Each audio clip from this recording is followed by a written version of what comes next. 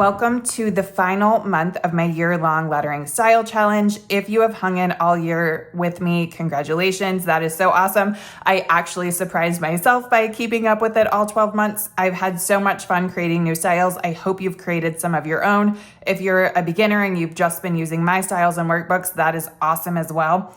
This month, I did a slab serif. I named it Holly Jolly. I thought it would be fun for this time of year. We're gonna give it a festive treatment. And in addition to the slab serifs, you can see we've got some curvy lines that make it a little more festive, and then some wonky alignment. And that is intentional to make it more fun and more playful. So as is with every month, I'm gonna give you a peek through the workbook. I'm gonna teach you how to draw one letter, and then I'm also gonna teach you how I did the treatment for each letter to give it that playful, fun, festive look.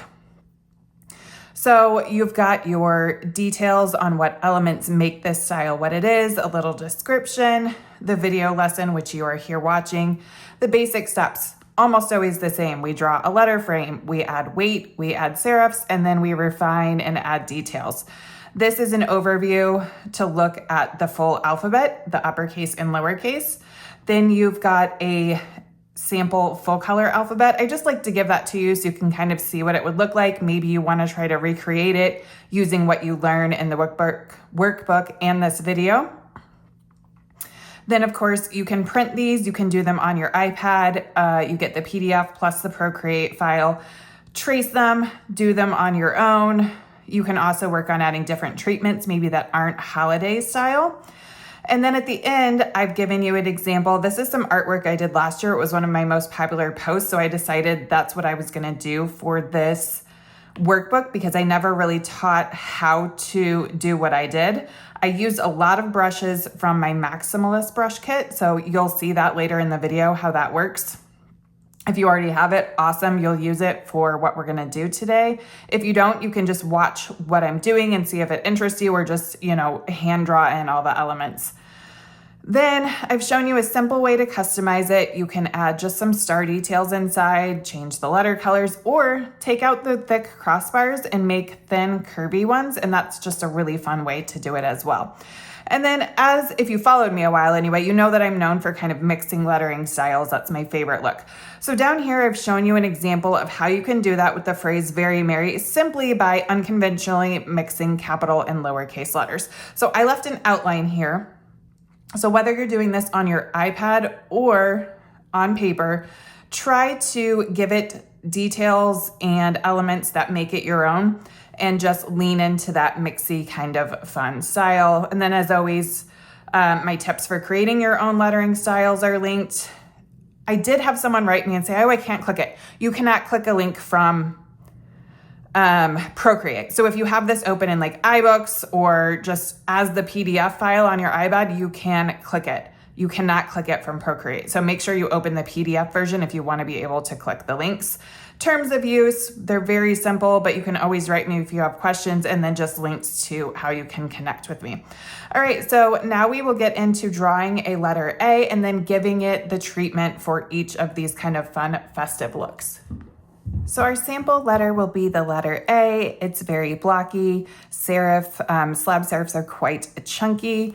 And to start, I've got my letter A up at the top just so you can see for an example. I pulled it from the worksheets and made it bigger, so it is kind of fuzzy. So we're gonna draw it from scratch. So in a new canvas, any size, just go ahead and make sure you're on a new layer. You should be if you haven't already started anything yet. So now I'm gonna go to Canvas. I'm gonna turn on Drawing Guide, and I think I'm gonna edit it and make my grid size just a little bit bigger. Maybe like that. It doesn't really matter, just kind of whatever works for you. I'm at 128 on a standard default canvas size. So now I'm gonna grab just a black color and any monoline brush. I'm gonna use one that I use a lot here. So it's at a fairly small size. So what I usually do is start by drawing, I'm actually gonna grab paint to show you. What I would usually do, as you saw in there, is kind of draw a letter frame. So for a letter A, just kind of almost a triangle. And then I knew that I was gonna want my crossbar to be curved. So that's usually how I'll start as well, anytime I'm sketching a new letter. So let's just say this is our center point And we want our letter to be roughly, let's say about 4 of these blocks tall. And then to keep things consistent, I like to swipe left, duplicate that layer, tap my arrow tool, flip horizontal. If you have snapping and magnetics on, you can just easily slide it right into place. If you want to zoom in and see if it's placed well, you can do that. It doesn't have to be perfect. We're just at the sketching stage. And using this grid method is something I learned in design school. So it really helps, especially if you want to pull like a letter from the workbook and then you're going to try to draw it on your own. You can kind of see, and if you want to, take your sample letter and make it fit the grid perfectly. So I'm going to make it fit 4 squares kind of perfectly here. And then you know kind of where it aligns in those. So if I know 1, 2, 3, 4 blocks, 1, 2, like that. So you're kind of just using that grid to help you estimate where you're drawing. So for example, if I'm going to add in this crossbar, I know that it's about 1.5 blocks up. So here, about 1.5 blocks up. And so this was an exercise we had to do in design school. They would give us classic letters on a grid that was usually like 3 by 3. And it was a little bigger, and you had to kind of just use those grids to draw the letter on your own, kind of noticing where the lines would cross the grid. So it's a really great way to draw. And you can see my letter is a little wider than my original, and an easy way to fix that is just to click freeform, and you can squish it together a little. Maybe make it, or you can leave it wider. It doesn't really matter. At the end of the day, it's more about keeping all your letters consistent, or if you're going for a mixed look, sometimes that isn't even quite as important. Now, for the next step, we are going to use this as a guide. So I'm going to tap the N and reduce the opacity. And now I'm going to start adding thickness to my letter. So I kind of want these lines right in the middle, right? So I'm going to go ahead and draw a line here. And then again, to keep the angle consistent, I'm going to duplicate it and kind of estimate it being about the same width on the other side. You can eyeball it, it's fine. And then I'm going to pinch those 2 layers together, swipe left, duplicate, tap my arrow tool, flip horizontal, and move it to the other side. And that is going to give me my width. So I can go ahead and merge that down. I'll add a line at the top. Actually, we won't, because we're going to add serifs. So let's add our serifs first. So on a new layer, I'm going to draw a rectangle. I'm going to start at the bottom here, and you can make it haphazard, perfect, whatever you want. It depends on what look you're going for. I'm going to go ahead and tap my finger down and make it a perfectly straight line. But again, I'm just going to eyeball it, and slab serifs are known for being thick and chunky. So you do kind of want to do that. And if you have overlap lines, it's fine again, because we're just at our sketching phase. And then you can even freeform it and kind of adjust it to be as thick or thin as you want. I might make mine a little thicker. Then I'm gonna duplicate that and move it over. Again, I'm just eyeballing because I don't want everything to be super perfect. I'm gonna add one at the top. And then, as I mentioned, I like it wonky. So you can see that the bottom of this, let me go back to a pink color.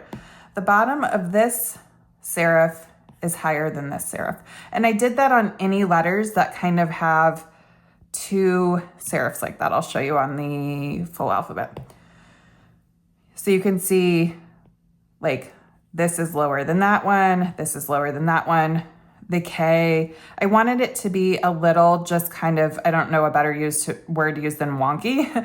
And I just feel like that made it a little more fun and playful. So it's intentionally askew. All right, so if you want to do that, all I did when I was sketching is take my, let's see which serif. Take one of your serifs from the bottom and just bring it up a little higher. All right. So now you can pinch your whole sketch together. And we don't necessarily need our original, actually, you know what we forgot? Crossbar. So let's draw in the crossbar real quickly. So again, I'm just gonna kind of, I'm gonna go back to black, kind of eyeball the same width and same arc. And then I can take out my original sketch. Now you can just leave it as is. What I like to do at this point is I can delete that out because I don't really need it. I'm gonna take my sketch and actually fill it in because it helps me visualize a little better where I need to make adjustments. So all I did was drag and drop my color. I clicked color drop and now I'm just tapping in the color. All right, so if these lines bother you, just erase them out a little bit. But that gives me a better look at my letter. And I can see that this one's still a little wider than my original.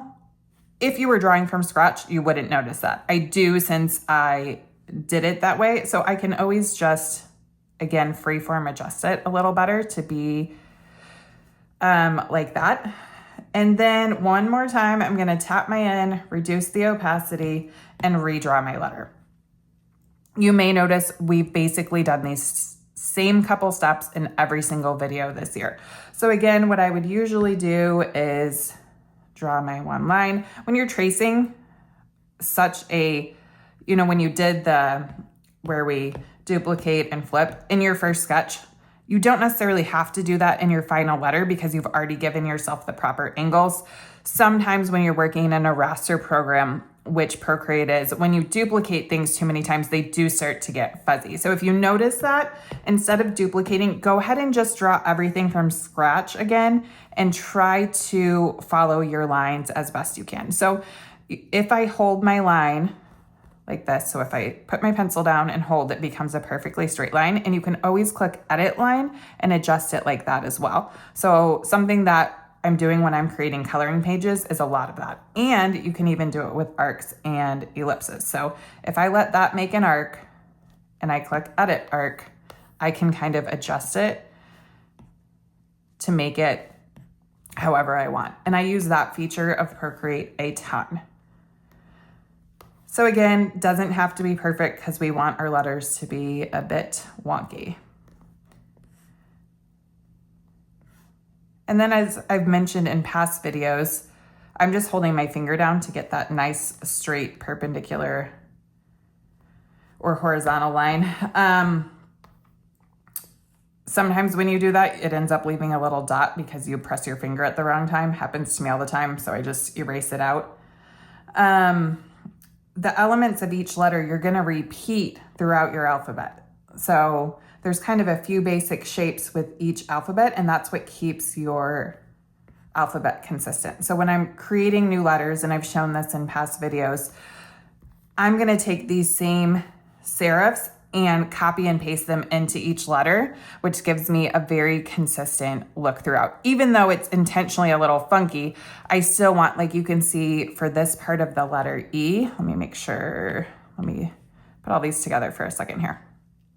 So when I wanted to make the top part of the letter F, before I redrew the final version of the letter, I first copy and pasted that part of the letter E and drug it over. I'll make it a different color so you can see.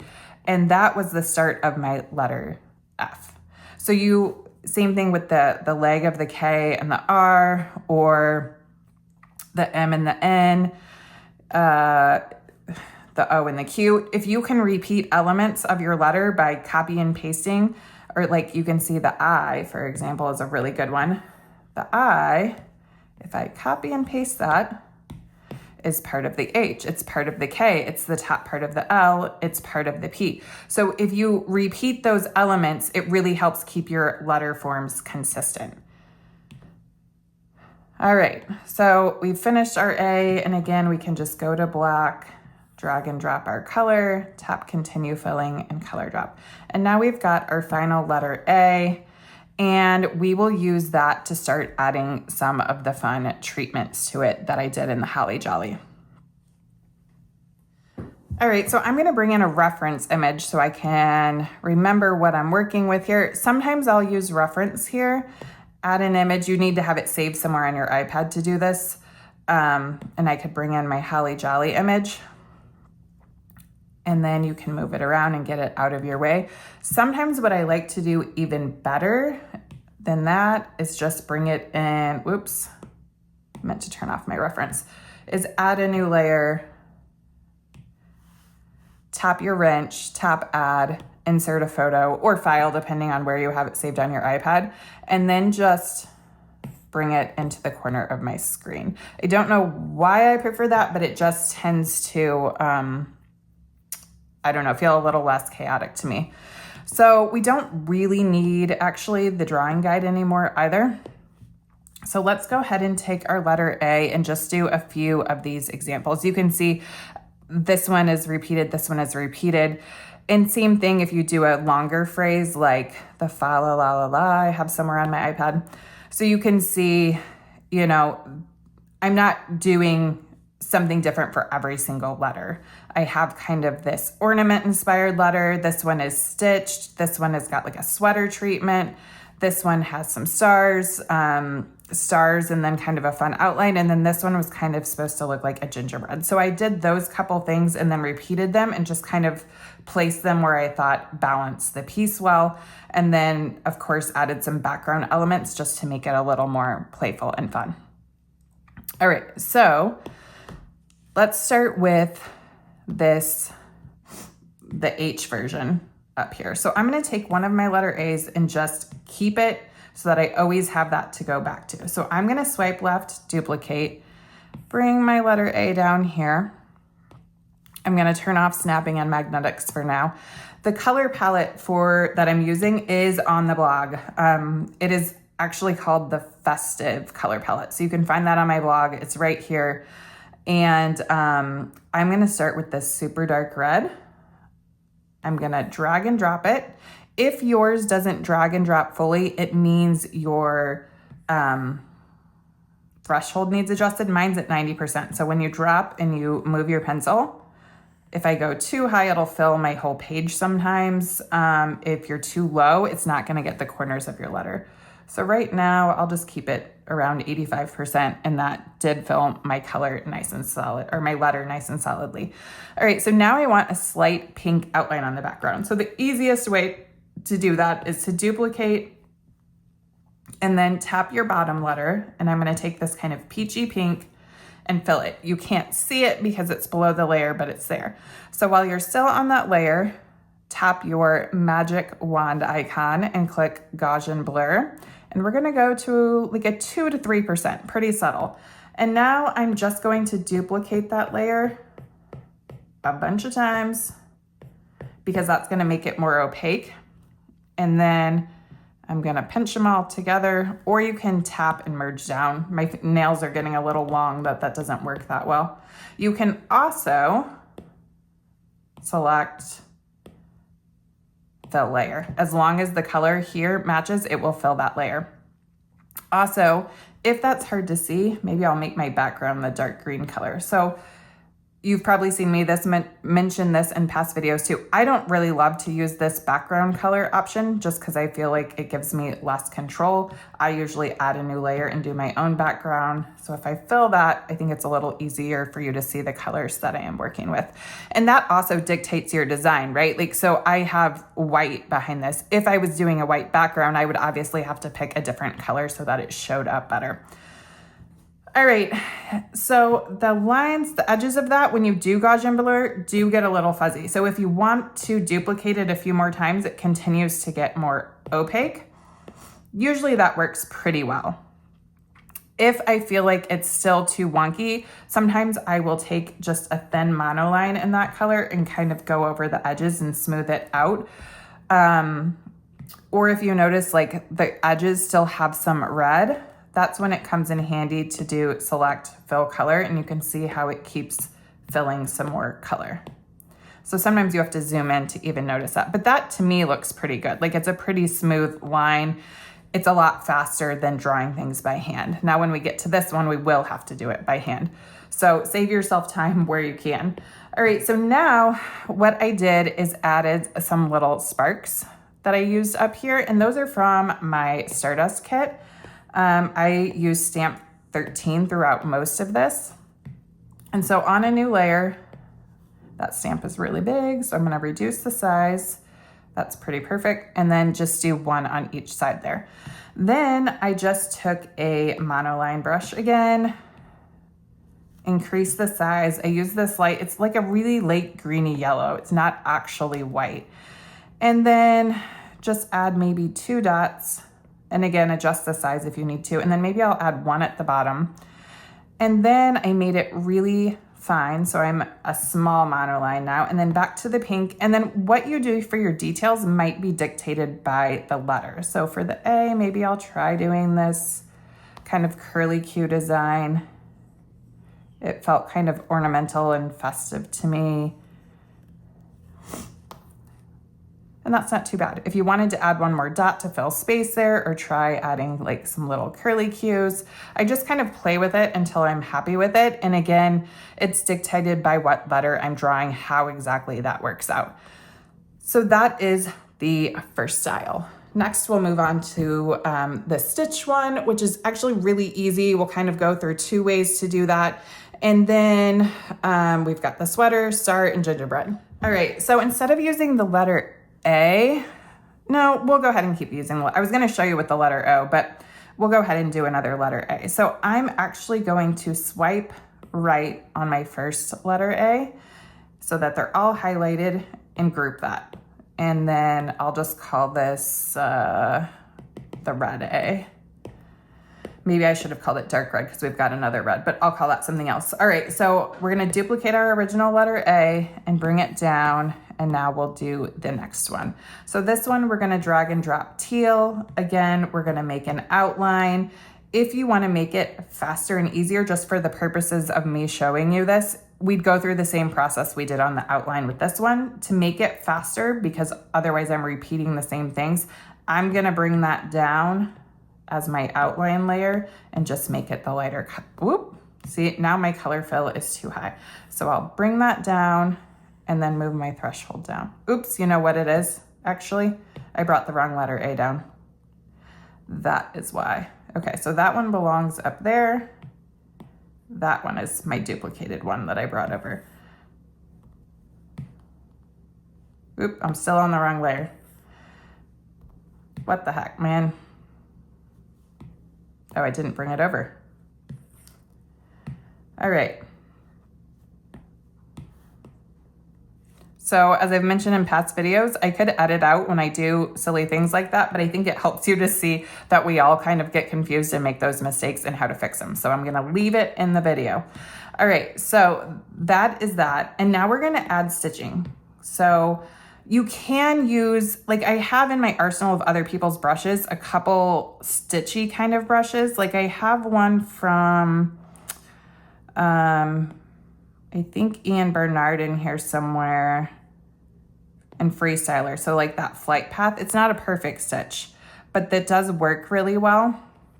So if you want it to be fast and easy, you can just kind of, but the problem, on straight lines, it works really well.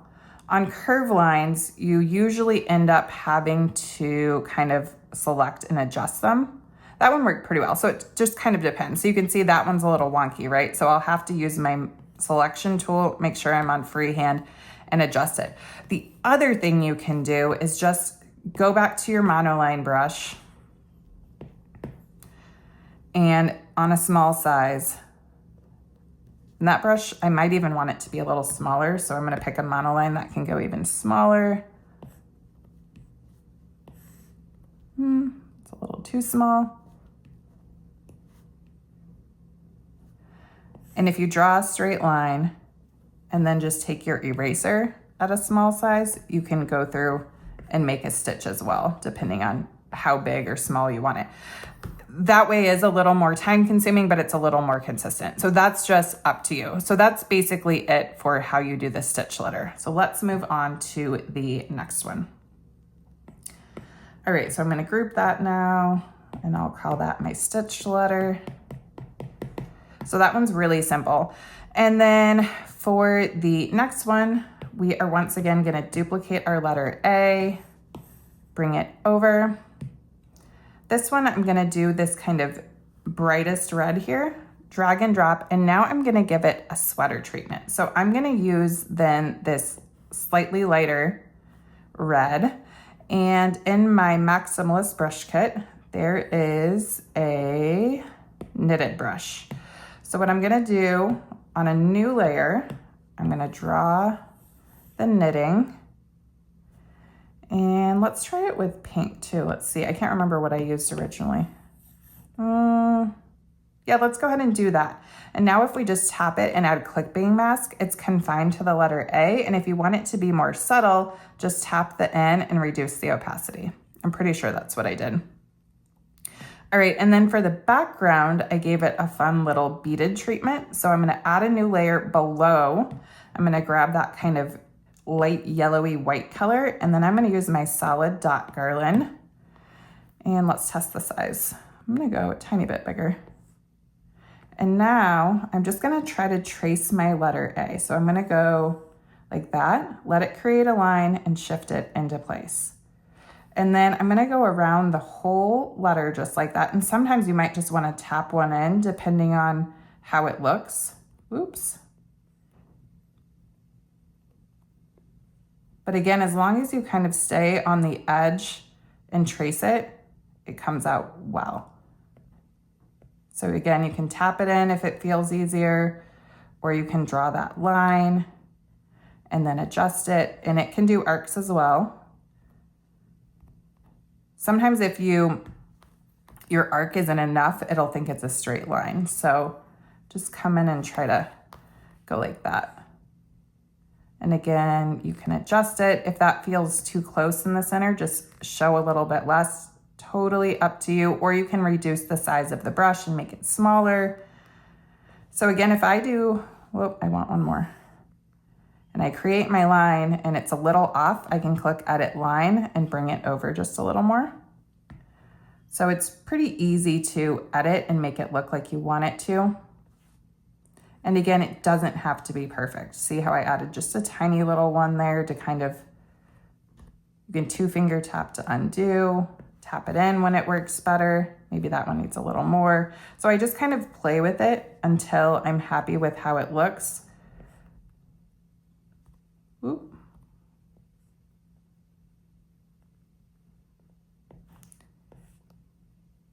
And it's a pretty quick and easy way to do a detailed outline.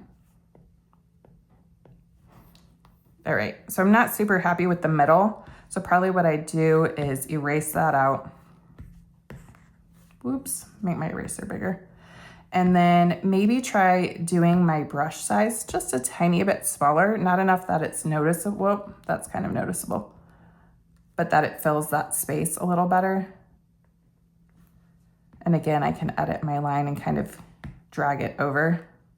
But that's really just personal preference, how you want it to look. Maybe a little more subtle. I don't know, maybe I like the first one better. But that's one of those things I kind of sit and play with and decide what looks most readable, what looks best aesthetically. So you can play with that, or you could leave it out, something like that. It just depends on the letter as well. So if it didn't work as well on this letter, maybe I would have done it on a different letter in my composition just because of the nature of how the letter is drawn.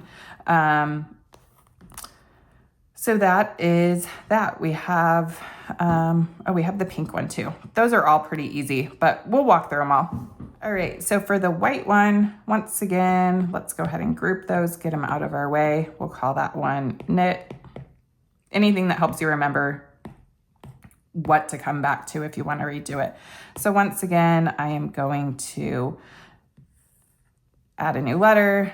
I'm going to create the outline just like we have many times. So once again, I'm just going to grab that outline to make it faster. I'll bring it over here, bring it down. I'm going to make that one a teal outline, and then I'm just going to tap it into place so it's centered. And this one is a really simple one. So all we're gonna do is grab a star brush, or you can, I use my Stardust kit all the time, but if you're just drawing a star, that's fine too. And then I'm gonna place maybe one, whoops, make sure I'm on a new layer, 2-finger tap to undo. A star in the center of each, and maybe I want to try one at the top. more centered. And then if you want to adjust any of them, just select them and kind of adjust the angle.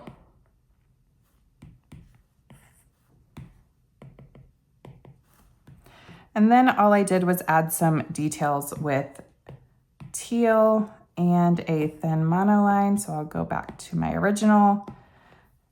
And then for this one, you could keep it pretty easy and just do some straight lines. I try to kind of create a balance of what I've done. Like if I did a lot of curves in one, do some straight lines in another. And you could do the serifs like this, or you could just do just the lines. So what I mean by that, instead of doing the top, we're just doing kind of some inline in the main part of the letter and leaving the serifs empty. I actually think I like that best. You can see with the letter L, I kind of added one on the curve of the L too, just to kind of balance it out. Now the next one is a little more time consuming, but just by a little. So I'm gonna go ahead again, whoops, not that one, and group that letter. And I'll call that one star because it's the only one with stars. I'm gonna get these out of my way just a little bit so I have a little more room at the bottom. I'll bring this down here so it's not covering those. All right, so the gingerbread one. Let's go ahead, once again, duplicate our letter A. We'll take the brown color. And then this one also has an outline. So again, instead of going through the process from scratch, I'm just gonna bring that one down. But again, if you were doing this in a full composition and they were different letters, you would need to go through the outline process with the Gaussian blur each time. All right, so adding the icing on the gingerbread cookie does mean we need to do it from scratch by hand. So all I do is kind of start drawing lines, and I need that one to overshoot a little. So since I forgot, I'm just gonna edit my line, and all I'm doing is eyeballing it. I'm gonna come roughly the same distance, and then anytime I need to, just kind of erase things out. So from drawing so many coloring pages for my published books, I've gotten really good at eyeballing this. If it takes you a little extra time, no worries, especially with curves. Like sometimes it's not easy to do it all in one shot, and I will just kind of connect it as best I can and then erase it, and then no one will ever notice. So again, I'll let that create an arc. I'm gonna edit the arc so that it comes over a little more. So you're just going around the whole thing and outlining it. And it does take a bit of time, but it comes out so cute that I usually just take the time to do this stuff. Again, I'm just tapping my finger down sometimes to get a nice, perfectly straight line that is lined up to the page. Whoop, there's a stray mark, 2-finger tap to undo.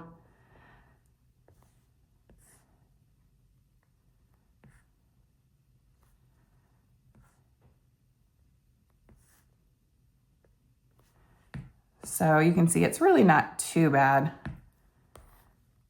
And again, it depends on the letter. A is a pretty easy one. Some of the letters like S take a little more time.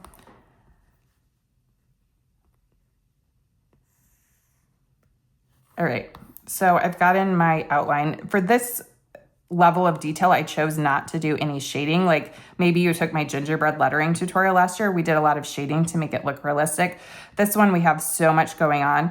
I think it looks gingerbready without having to do that. So I'm just gonna add like 5 dots on each side. Whoop. And then maybe one at the top.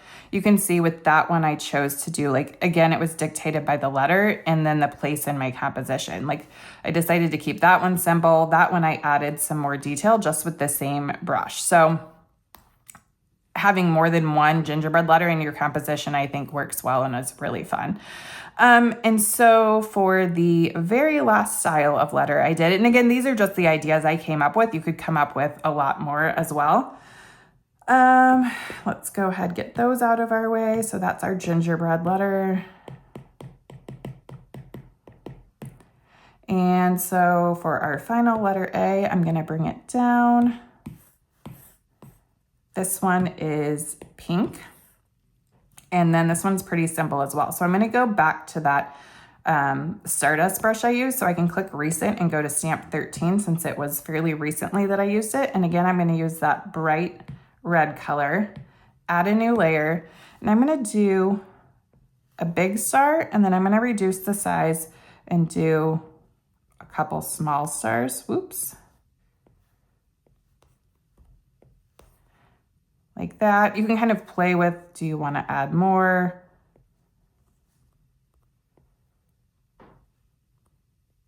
I think for that one, maybe I will add more. And you can always use your selection tool and kind of adjust things. And then for the back of this one, I used a maximalist brush again, and I used this interlocked or interlocked alt. Let's see which one looks better. So what I'll do is add a new layer below. On that side, I'm going to do the interlocked alternative style, and on this side, I'm going to do, okay, so I think the alt shows up better. So I'm going to tap that and clear and start from scratch. So I'm using the interlocked alt brush. That size is actually pretty good that I'm at. That's like 2%. So again, I'm going to do the same thing as before, and I'm just going to start tracing my lines. And it gives kind of a fun, kind of curvy stitched look.